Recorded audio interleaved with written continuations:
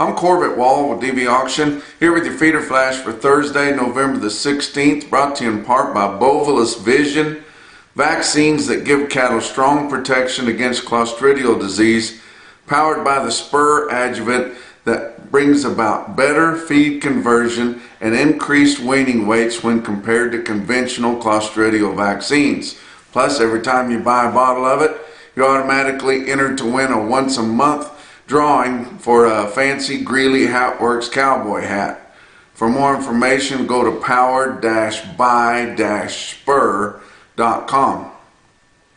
Real-time index holds steady on Wednesday. That's pretty impressive after what we had last week and a couple of weeks before that. You would have thought that we would continue to get cheaper, but it was just a little over a week. We were in a free fall, and your real-time index, based on a 800-pound cash steer, lost almost exactly $10 a hundred. That's a tough row to hoe there, but the way that thing fell out of bed, we could have been even worse, and some of the calf prices were worse, but they've been coming back too, as I mentioned on our last report. But just nice to know that we found some footing here, and it's really showed some remarkable strength, because it could have just kept going, and then we're right in the middle of the fall run, and we got heavier receipts coming, and we got lots of big calves coming to town. But it was remarkable how the market showed that much strength. People shook off that volatile board, and the way that it just plunged, like 3 different days over the last 3 weeks, went down more than $5 in a whack, and it was able to look past that, gain some strength. Of course, the board's been coming back a little bit at a time all along, especially in your back months, which are all important for those target prices for your LRPs, and that's what gives guys that are buying calves some confidence in bidding on those. But that real-time index, if you guys haven't heard, which I talk about it all the time, we're pretty proud of that real-time index.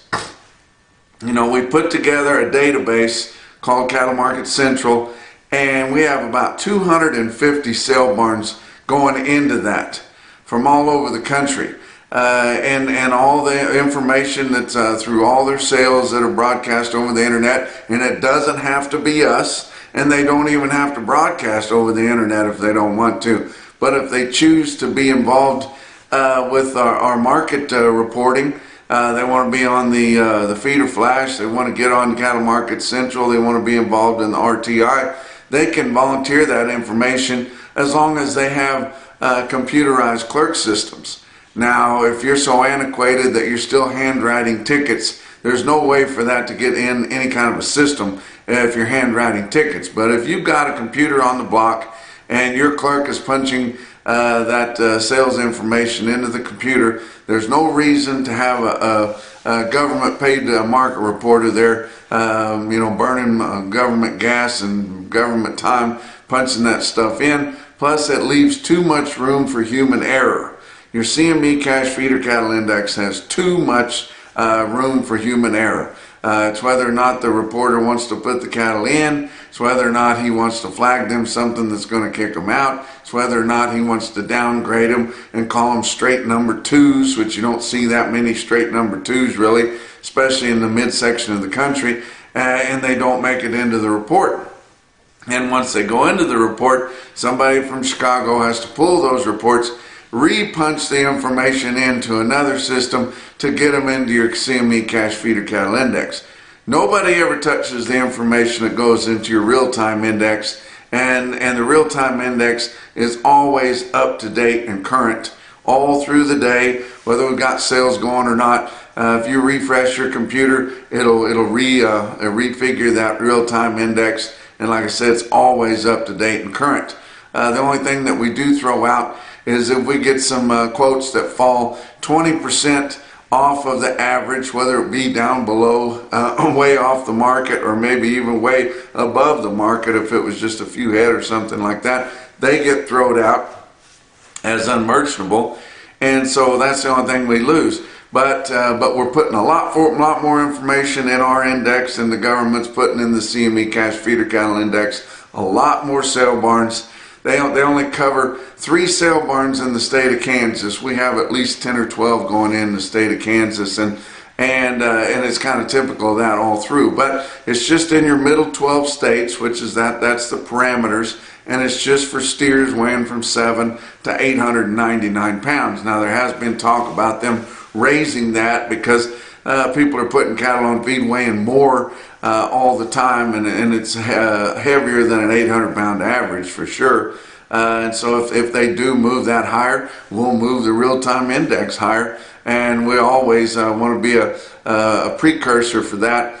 And our information is for sure a day, or maybe about a day and a half quicker than they get it put out on the CME Cash Feeder Cattle Index. But we don't really want to be the CME Cash Feeder Cattle Index because CME doesn't want to pay for anything.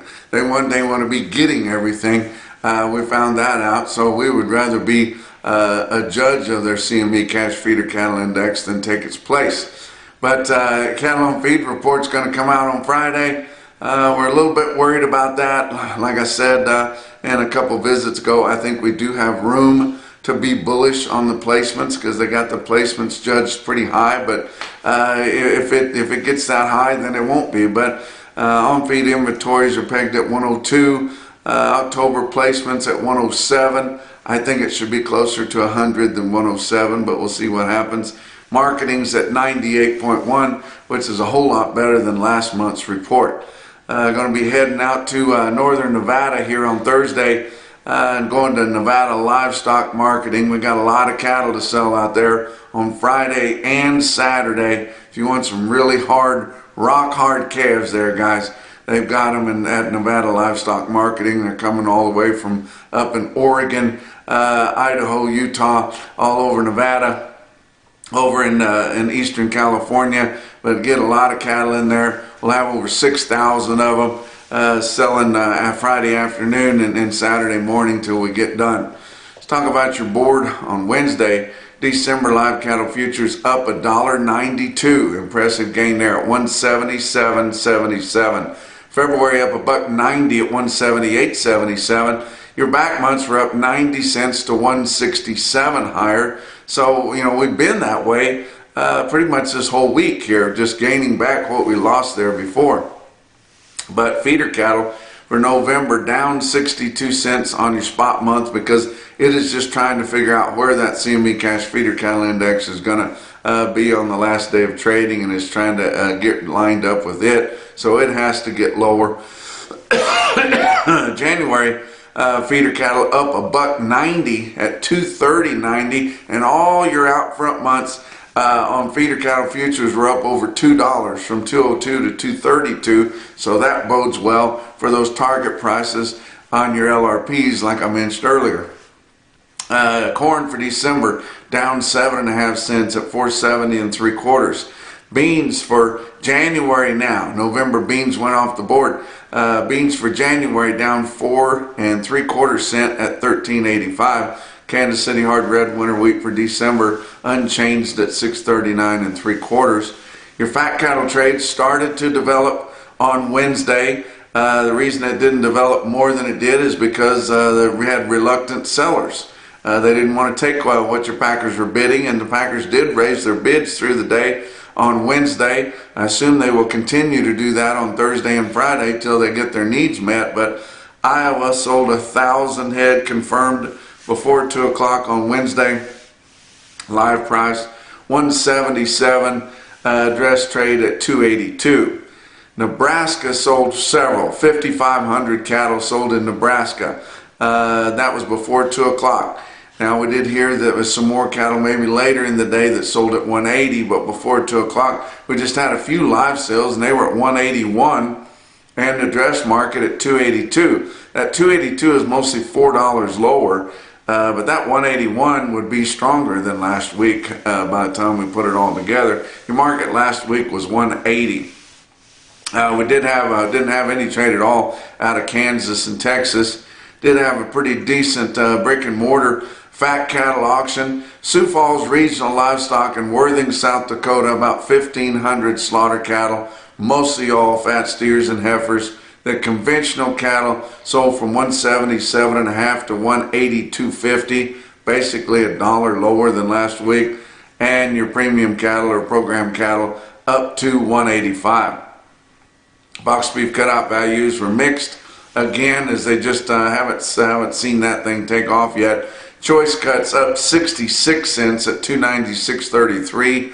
Selects down 3 cents at $267.85.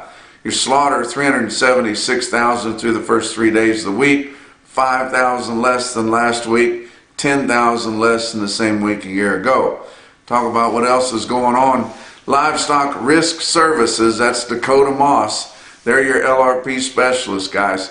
They can help you, he and his agents here, and I'm throwing in different agents every time he comes up on our report, but get a hold of any of them, they can help you out. They also want us to let you know that they do also specialize in that PRF, pasture, range, and forage, lack of rainfall policies, so you can get some of those too. But more information at livestockriskservices.com.